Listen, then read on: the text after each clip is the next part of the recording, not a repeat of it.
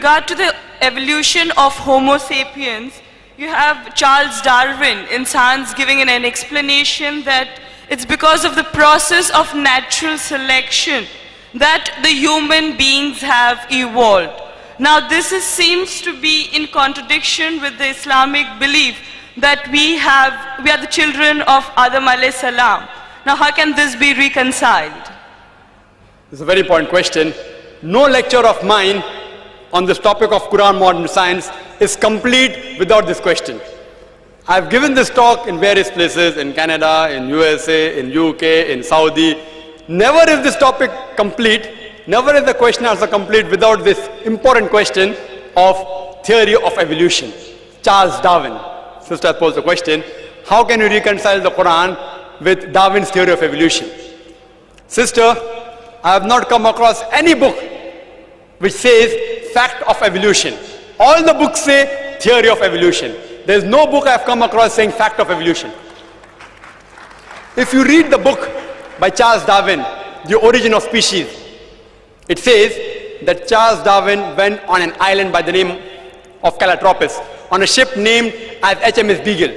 And there he found birds pecking at niches. Depending upon the ecological niches they pecked, the beaks kept on becoming long and short. This observation was made in the same species, not in different species. Charles Darwin wrote a letter to his friend Thomas Thompson in 1861 saying, I do not believe in natural selection, the word that you used. I don't believe in theory of evolution because I have got any proof. I only believe in it because it helps me in classification of embryology, in morphology, in rudimentary organs. Charles Darwin himself said that there were missing links. He didn't agree with it. He himself said that there were missing links. Therefore, if I have to insult someone, that if you were present at Darwin's time, this theory would have been proved right, trying to insinuate that he looks like an ape. It's a joke we make. The reason that this theory, in most parts of the world, it is taught as good as fact. You know why? Even I was in school, I learned about Darwin's theory. And even today they are taught. You know what the reason is, sister? The reason is because that if you analyze the church was against science previously. And you know the incidents that they sentenced Galileo to death. They sentenced Galileo to death. Why? Because he said certain statements in astronomy, etc., which went against the Bible, so they sentenced him to death, for which the Pope apologized now. So, when Charles Darwin came up with a theory which goes against the Bible, they didn't want any sufficient proof.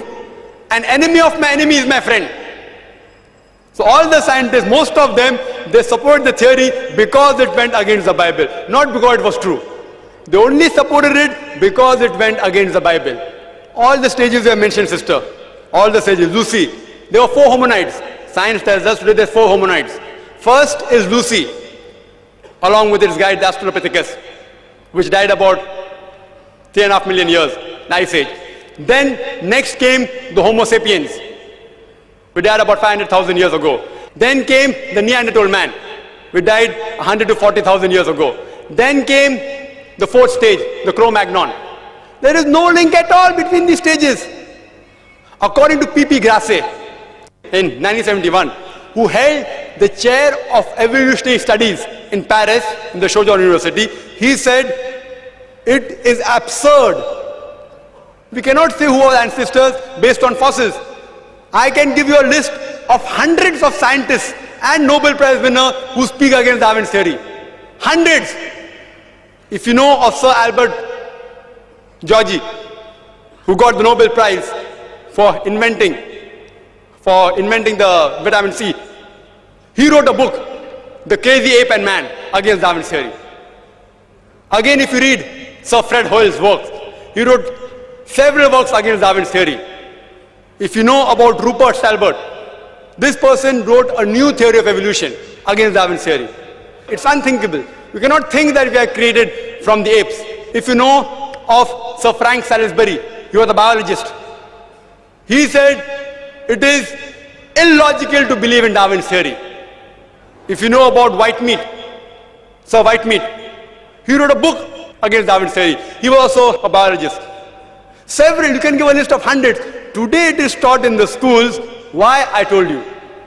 Media is in their hand. Otherwise, there's no proof at all. There are certain proofs at lower levels. An amoeba at lower species level, amoeba can change to paramecia. Quran does not say amoeba cannot change to paramecia. Quran does not say. If they have got proof, can be possible. It's not against the Quran. But there's no proof at all. People talk about molecular biology theory. They talk about genetic coding.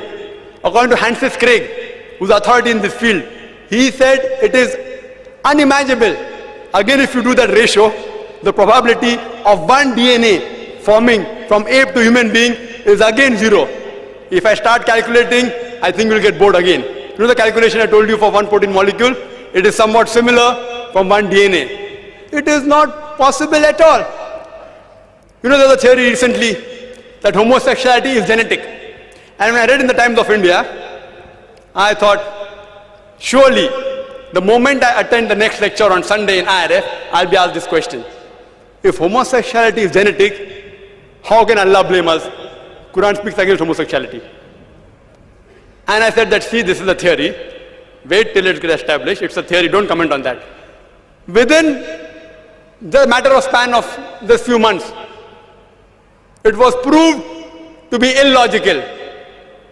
And the person who propounded this theory that homosexuality is genetic himself was an homosexual. Therefore I said, I'm going to give my talk on scientific facts, not on theories and assumptions. Darwin's theory has not been proven. We have not been created from ape. There are hundreds of scientists who speak against that, and Quran speaks against that also. Quran says the first man was Adam, peace be upon him. Inshallah, they'll discover it 100 years afterwards, or maybe 1,000 years afterwards. Today there is research showing that human beings have been created from one pair. Again, it's just a theory. It supports the Quranic verse that human beings have been created from one pair, male and female. It's just a theory. Therefore, I don't quote that in my talk. Inshallah, it will be established 50 years afterwards or 100 years afterwards. Then we'll know that Quran conciliates with this part. So far, it's not conflicting. It's not conflicting with established science at all. Hope that answers the question.